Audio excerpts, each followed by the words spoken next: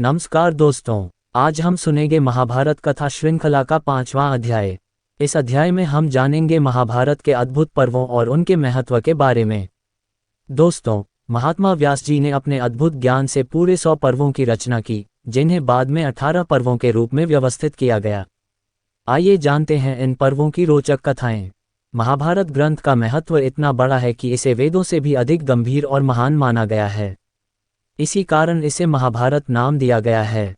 कहा जाता है कि जो व्यक्ति इस ग्रंथ का सही अर्थ समझ लेता है, वह सभी पापों से मुक्त हो जाता है। तपस्या, शास्त्रों का अध्ययन, वेदों के अनुसार किए गए कर्म और परिश्रम से कमाया हुआ धन, ये सब पवित्र और शुद्ध माने गए हैं। लेकिन यदि इन्हें बुरे इरादों से किया जाए, जैसे किसी के अनिष्ट के लिए तप करना, शास्त्र पढ़ना या धन कमाना, तो वही कार्य पापमय हो जाते हैं। इसीलिए इस ग्रंथ में भाव की शुद्धता पर विशेष जोर दिया गया है। महाभारत पढ़ते समय भी मन और भावनाओं को शुद्ध रखना आवश्यक है।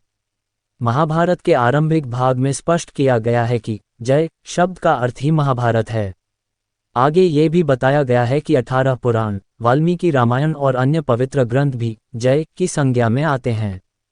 महाभारत के मंगलाचरण में नारायण शब्द से भगवान श्री कृष्ण का और नर शब्द से अर्जुन का संकेत मिलता है। महाभारत में इन्हें नर नारायण का अवतार कहा गया है, इसलिए प्रारंभ में इन्हीं दोनों को प्रणाम किया गया है। इससे यह मंगलाचरण केवल प्रार्थना ही नहीं बल्कि ग्रंथ के मुख्य पात्रों और उनकी दिव्यता का प्रत्यक्ष उल्लेख भी बन जाता है।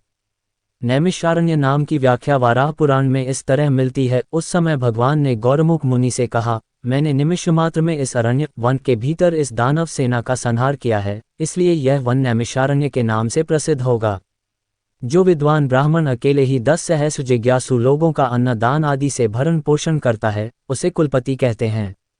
जो कार्य बहुत से लोगों के सहयोग से किया जाए, जिसमें अनेक लोगों को ज्ञान, सदाचार जैसी शिक्षा दी जाए और अन्न वस्त्र जैसी वस्तुएं भी बांटी जाएं, जो सबके लिए तृप्तिकारक और उपयोगी हो, वही सत्र कहलाता है। ब्रह्मा ने अंड और पिंड की रचना करके मानो स्वयं ही उसमें प्रवेश किया। ये और इसके बाद का श्लोक महाभारत के तात्पर्य को बताने वाले हैं। दुर्योधन क्रोध है। यहाँ क्रोध शब्द से द्वेष, असूया आदि सभी दुर्गुण समझने चाहिए। कर्ण, शकुनी, दुशासन आदि उसी से जुड़े हुए हैं, उसी के स्वरूप हैं। इन सब की जड़ राजा धृतराष्ट्र है। यह अज्ञानी अपने मन को वश में नहीं कर सका। पुत्रों के मोह में अंधा होकर उसने दुर्योधन को अवसर दिया, जिससे उसकी जड़ मजबूत हो गई। अगर धृतराष्ट्र दुर्योधन को रोक लेता या विदुर आदि की बात मानकर उसे बचपन में ही त्याग देता तो विषदान, लाक्षागृह दाह, द्रौपदी केशाकर्षण जैसे पापों का अवसर ही न आता और कुलक्षय भी न होता। इस प्रसंग से यह शिक्षा मिलती है कि यह जो मन्यु दुर्योधन रूपी वृक्ष है, उसकी जड़ अज्ञान है, क्रोध लोभ उसकी शाखाएं हैं, हिंसा चोरी उसकी डालियां हैं और बंधन नरक उसके फल पुष्प हैं। इसलिए पुरुषार्थ चाहने वाले मनुष्य को पहले ही अज्ञान की जड़ काटकर इस क्रोध रूपी वृक्ष का नाश कर देना चाहिए। युधिष्ठिर धर्म हैं। इसका अर्थ है कि वे शम, दम, सत्य, अहिंसा आदि धर्म के स्वरूप हैं। अर्जुन, भीम आदि को धर्म की बलवान शक्तियां कहा जा सकता है। उनके बल से ही धर्म की नींव मजबूत होती है। अगर सामर्थ्य न हो तो केवल धन देने, तपस्या करने और कष्ट सहने पर भी उसका फल नाशवान ही होगा। ज्ञान का मूल ब्रह्म है, अर्थात वेद। वेद से ही परमधर्म, योग और यज्ञादि की जानकारी मिलती है। धर्म का आधार केवल शब्द प्रमाण है। वेद का मूल ब्राह्मण है, क्योंकि वे ही वेद का प्रचार करते हैं। इस प्रकार उपदेशक इक्वल्स ब्राह्मण, प्रमाण इक्वल्स वेद, अनुष्ठापक इक्वल्स परमात्मा, यही धर्म का मूल है। इससे सिद्ध होता है कि वेद और ब्राह्मण का अस्तित्व सदा रहता है। पूर्ण आत्मज्ञान वाले पुरुष से ज्ञानोपदेश करना दान का सबसे श्रेष्ठ फल है। उससे अहिंसा, सत्य आदि गुण आते हैं। ध्यान धारणा उसकी शाखाएं हैं और परमात्मा का साक्षात्कार ही उसका फल है। इस धर्मरूपी वृक्ष से ही पुरुषार्थ की सिद्धि होती है। शौच, शाक्ताचार का त्याग न करना, सत्पुरुषों का संग करना और धर्म में दृढ़ रहना। धृति, सुख दुख में मन विचलित न होना। विक्रम, सबसे बड़ा गुण है सदाचार। शुश्रूषा, सद्गुरुओं का अनुसरण करना। क्षमा, अपराध होने पर भी क्रोध न करना। श्रम, इंद्रियों पर नियंत्रण। धी, ऐसा वैराग्य जो गुरु को भी पीछे छोड़ दे। ऋषियों ने कहा, सूत नंदन, आपने अपने प्रवचन की शुरुआत में जिस समंतपंचक कुरुक्षेत्र का उल्लेख किया था, अब हम उस स्थान और वहां हुए युद्ध के बारे में विस्तार से सुनना चाहते हैं। सूत उग्रश्रवा जी बोले, हे श्रेष्ठ ब्राह्मणों, अब मैं आप सबको कल्याणकारी शुभ कथा सुनाता हूँ। कृपया ध्यानपूर्वक सुनिए और इसी क्रम में समंत पंचक क्षेत्र का वर्णन भी सुन लीजिए। त्रेता और द्वापर के संधिकाल में शस्त्रधारियों में श्रेष्ठ परशुराम जी ने क्षत्रियों के प्रति क्रोध से प्रेरित होकर अनेक बार क्षत्रिय राजाओं का संहार किया। वे अग्नि के समान तेजस्वी थे। अपने पराक्रम से उन्होंने पूरे क्षत्रिय वंश का नाश कर दिया और समंत पंचक क्षेत्र में रक्त से भरे 5 सरोवर बना डाले। क्रोध से भरकर परशुराम जी ने उन्हीं रक्तरूप सरोवरों के जल से अंजलि लेकर अपने पितरों का तर्पण किया। ऐसा कहा जाता है। इसके बाद ऋचिक आदि पितृगण परशुराम जी के पास आकर बोले, हे महाभाग राम, हे भृगुवंश के भूषण, तुम्हारी इस पितृभक्ति और पराक्रम से हम अत्यंत प्रसन्न हैं। महाप्रतापी परशुराम, तुम्हारा कल्याण हो। तुम हमसे अपनी इच्छा का कोई भी वर मांग सकते हो।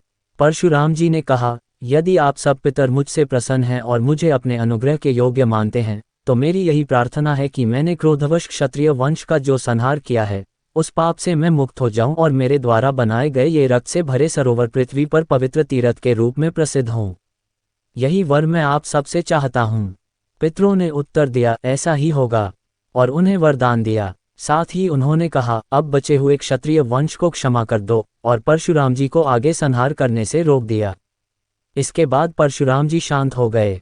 उन रक्त से भरे सरोवरों के निकट जो प्रदेश है, वही समंत पंचक कहलाया। ये स्थान अत्यंत पुण्यदायी माना गया। विद्वानों का कहना है कि जिस चिन्ह या विशेषता से किसी स्थान की पहचान होती है, उसी आधार पर उस देश का नाम होना चाहिए। कलियुग और द्वापर के संधिकाल में इसी समंत पंचक क्षेत्र में कौरवों और पांडवों की सेनाओं के बीच भयानक युद्ध हुआ। भूमि दोष से रहित उस पवित्र और धार्मिक क्षेत्र में युद्ध करने के उद्देश्य से 18 अक्षौहिणी सेनाएं एकत्र हुईं और वहीं उनका नाश हो गया। इसी कारण उस स्थान का नाम समंत पंचक प्रसिद्ध हुआ। जब द्वापर और कलियुग की संधि का समय आया, तब समंत पंचक नामक पवित्र क्षेत्र में कौरवों और पांडवों के बीच भयंकर युद्ध हुआ। ये भूमि धर्म और पवित्रता से युक्त मानी जाती थी। युद्ध की इच्छा से वहां 18 अक्षौहिणी सेनाएं एकत्र हुईं और यहीं पर उनका विनाश भी हुआ।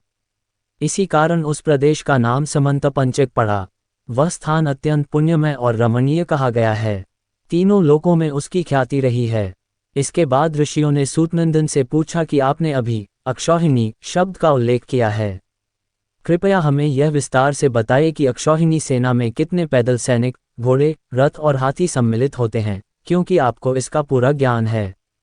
उग्रश्रवाजी ने कहा, सेना के जानकार विद्वानों ने बताया है कि एक पत्ती कहलाता है जब उसमें ये हों: 1 रथ, 1 हाथी, 5 पैदल सैनिक, 3 घोड़े। अब इस पत्ती का विस्तार इस तरह होता है: 3 पत्ती = 1 सेनामुख, 3 सेनामुख = 1 गुल्म, 3 गुल्म = 1 गण, 3 गण = 1 वाहिनी, 3 वाहिनी = 1 पृतना, 3 पृतना = 1 चमू, 3 चमू = 1 अनीकिनी, 10 अनीकिनी = 1 अक्षौहिणी। अब एक अक्षौहिणी सेना में कुल संख्या होती है: रथ = 21,870, हाथी = 21,870, पैदल सैनिक = 1,09,350, घोड़े = 65,610। यही पूरी गिनती अक्षौहिणी सेना कहलाती है। श्रेष्ठ ब्राह्मणों, इसी गणना के अनुसार कौरव और पांडव दोनों की सेनाएं मिलकर 18 अक्षौहिणी थीं।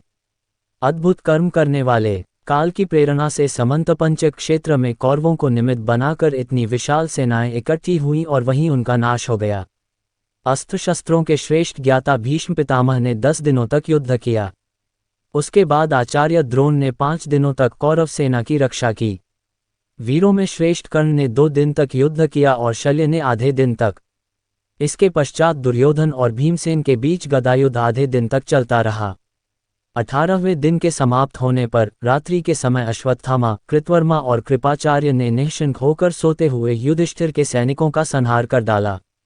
शंकर जी, आपके इस सत्संग सत्र में जो उत्तम इतिहास महाभारत में सुना रहा हूँ, यही जन्मेजय के सर्पयज्ञ में व्यास जी के बुद्धिमान शिष्य वैशंपायन जी द्वारा भी वर्णित किया गया था। उन्होंने बड़े बड़े राजाओं के यश और पराक्रम का विस्तारपूर्वक वर्णन करने के लिए प्रारंभ में पौष्य, पौलोम और आस्तिक इन 3 पर्वों का स्मरण किया था।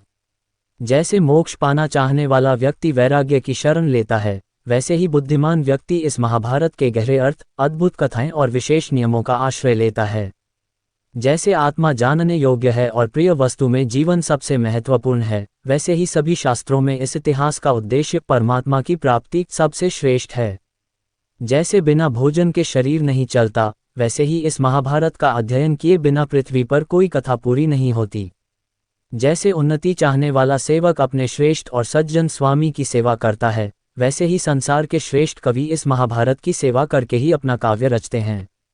जैसे सभी प्रकार के ज्ञान को वाणी में समाया हुआ माना जाता है, वैसे ही इस महाभारत में लोक, परलोक और आध्यात्मिक ज्ञान सब कुछ भरा हुआ है। यह महाभारत ज्ञान का भंडार है। इसमें सूक्ष्म से सूक्ष्म बातें और उनका अनुभव कराने की विधियां भरी हैं। इसके हर शब्द और हर पर्व में आश्चर्यजनक बातें हैं और यह वेदों के धर्म में अर्थों से अलंकृत है। अब इसके पर्वों की सूची सुनाई जाएगी। पहले अध्याय में पर्वों का क्रम और दूसरे में उनके संग्रह का विवरण। महाभारत में कई पर्व हैं जिनमें अलग अलग घटनाओं का वर्णन किया गया है। इसे क्रमबद्ध रूप में इस तरह समझा जा सकता है।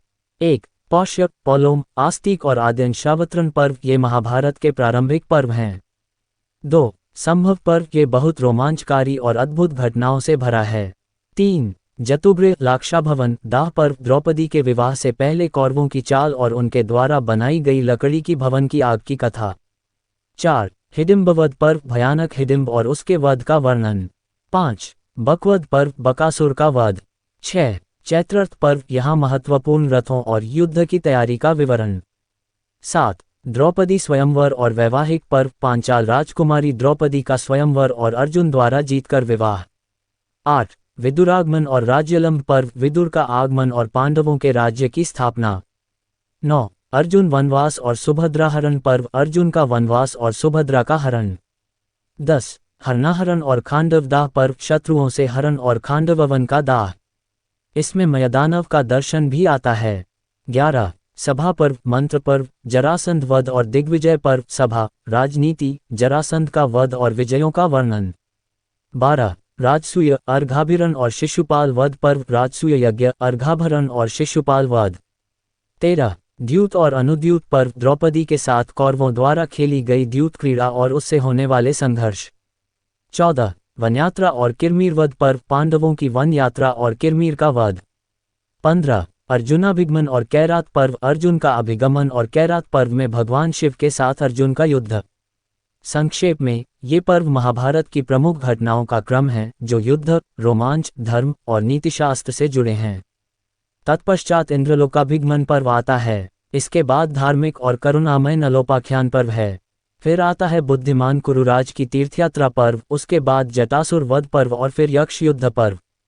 इसके बाद क्रमशः आते हैं निवात कवच युद्ध, अजगर उपाख्यान, मार्कंडेय समस्या पर्व, फिर द्रौपदी और सत्यभामा के संवाद का पर्व, उसके बाद घोष यात्रा पर्व जिसमें मृग स्वप्नोद्भव और व्रीहिद्रौनिक उपाख्यान शामिल हैं।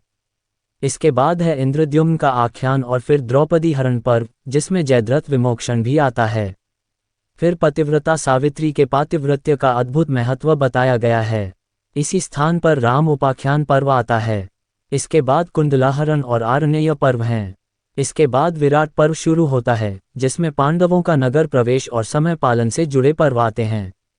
इसके बाद आते हैं कीचक वध पर्व, गोहरण पर्व, अभिमन्यु और उत्तर की विवाह कथा। इसके बाद हमें परम अद्भुत उद्योग पर्व समझना चाहिए जिसे संजययान पर्व भी कहा गया है। इसके बाद प्रजागर पर्व आता है जो धृतराष्ट्र की रात भर की चिंता और जागने से संबंधित है। फिर आता सनत सुजात पर्व जिसमें बहुत ही गुप्त और गहन आध्यात्मिक ज्ञान मिलता है। इसके बाद यानसिंधी और भगवयान पर्व आते हैं। इसमें कई छोटे उपाख्यान शामिल हैं जैसे मातलिका उपाख्यान, गालव चरित, सावित्र, वामदेव और वैन्य उपाख्यान, जामदग्न्य और षोडशराजिक उपाख्यान। फिर श्री कृष्ण का सभा प्रवेश, विदुला का अपने पुत्र को उपदेश, युद्ध की तैयारी, सेना की व्यवस्था और विश्वोपाख्यान वर्णित हैं। इसी समय महात्मा कर्ण का विवाद पर्व आता है। उसके बाद कौरव और पांडव सेना का निर्याण पर्व है। फिर रथातीर्थ संख्या पर्व आता है और उसके बाद उलूक दूतागमन पर्व जो क्रोध की आग भड़काने वाला है। इसके बाद अम्बोपाख्यान पर्व आता है और फिर अद्भुत भीष्माभिषेचन पर्व। इसके आगे जम्बूखंड विनिर्माण पर्व है और उसके बाद भूमि पर्व जिसमें भूमि और उससे संबंधित घटनाओं का वर्णन है। अगर चाहो तो मैं इसे और भी सरल कहानी जैसा पढ़ने में आसान रूप में बदल दूं। इसके बाद जाग जम्बूखंड वानमानपव का वर्णन है। उसके बाद भूमिपव आता है, जिसमें द्वीपों के विस्तार और उनके महत्व की चर्चा की गई है। इसके बाद के पर्व हैं भगवद गीता पर्व, भीष्मवध पर्व, द्रोणाभिषेक पर्व, संशप्तकवध पर्व। इसके बाद अभिमन्युवध पर्व, प्रतिज्ञा पर्व, जयद्रथवध पर्व, घटोत्कचवध पर्व। फिर आता है द्रोणवध पर्व, जो बहुत ही रोमांचक और भयभीत कर देने वाला है। उसके बाद है नारायणास्त्र मोक्ष पर्व। इसके बाद कर्ण पर्व, शल्य पर्व, जिसमें हृदय प्रवेश और गदायुद्ध की घटनाएं भी शामिल हैं। फिर सारस्वत पर्व आता है, जिसमें तीर्थों और वंशों का वर्णन किया गया है। उसके बाद हैं सौप्तिक पर्व, बहुत ही भयानक कथा, ऐशिक पर्व, अत्यंत दारुण, जल प्रदानिक पर्व, स्त्रीविलाप पर्व। इसके बाद श्राद्ध पर्व, जिसमें मृत कौरवों की अंत्येष्टि की क्रियाएं बताई गई हैं। उसके बाद ब्राह्मण वेशधारी राक्षस चारवाक के निग्रह का पर्व है। अंत में धर्मराज युधिष्ठिर का अभिषेक पर्व, जो धर्म और बुद्धिमत्ता से भरा है। उसके बाद गृहप्रविभाग पर्व आता है। इसके बाद धर्मबुद्धि संपन्न धर्मराज युधिष्ठिर का अभिषेक पर्व आता है। इसके बाद गृहप्रविभाग पर्व होता है। फिर शुरू होता है शांति पर्व, जिसमें शामिल हैं राजधर्मानुशासन, आपद्धर्म, मोक्ष धर्म पर्व। इसके बाद आते हैं शुक प्रश्नाभिगमन, ब्रह्म प्रश्नानुशासन, दुर्वासा का प्रादुर्भाव, माया संवाद पर्व। फिर है अनुशासनिक पर्व, जिसमें धर्म और अधर्म का अनुशासन सिखाया गया है। इसके बाद भीष्मजी का स्वर्गारोहण पर्व आता है। अब आता है आश्वमेधिक पर्व, जो सभी पापों को नष्ट करने वाला है। इसी पर्व में अनुगीता पर्व है, जिसमें अध्यात्म ज्ञान का सुंदर वर्णन किया गया है। इसके बाद हैं आश्रमवासिक पर्व, पुत्रदर्शन पर्व, नारदागमन पर्व। फिर आता है मौसल पर्व, जो अत्यंत भयानक और दारुण है। उसके बाद महाप्रस्थान पर्व और स्वर्गारोहण पर्व आते हैं। अंत में है हरिवंश पर्व, जिसे खिल पुराण भी कहा जाता है। इसमें शामिल हैं विष्णु पर्व, श्री कृष्ण की बाल लीला, कंस वध का वर्णन। इस खिल पर्व में भविष्य से जुड़े घटनाओं का वर्णन भी किया गया है, जिसे भविष्य पर्व कहा गया है और यह अत्यंत अद्भुत माना जाता है। महात्मा श्री व्यास जी ने इस तरह पूरे 100 पर्वों की रचना की। इसके बाद सूतवंश के शिरोमणि लोमहर्षण के पुत्र उग्रश्रवाजी ने व्यास जी की रचना पूर्ण होने के बाद नैमिषारण्य क्षेत्र में इन 100 पर्वों को 18 बड़े पर्वों के रूप में व्यवस्थित करके ऋषियों के सामने प्रस्तुत किया। इस प्रकार संक्षेप में महाभारत के पर्व इस प्रकार हैं। आदि पर्व में अनेक घटनाओं का वर्णन है, जैसे पौष्य, पौलोम, आस्तिक, आद्यंशावतरण, संभव, लाक्षागृह, हिडिंबवध, बकवध, चैत्रर्थ, देवी द्रौपदी का स्वयंवर, क्षत्रिय धर्म के अनुसार विवाह, विदुरागमन, राज्य लाभ, अर्जुन का वनवास, सुभद्रा का हरण, हरण, खांडवदाह और मयदानव से मिलने की कथा। पौष्य पर्व में उत्तंक के महत्व का वर्णन है। पौलोम पर्व में भृगुवंश का विस्तार बताया गया है। आस्तिका पर्व में सभी नागों और गरुड़ की उत्पत्ति की कथा है।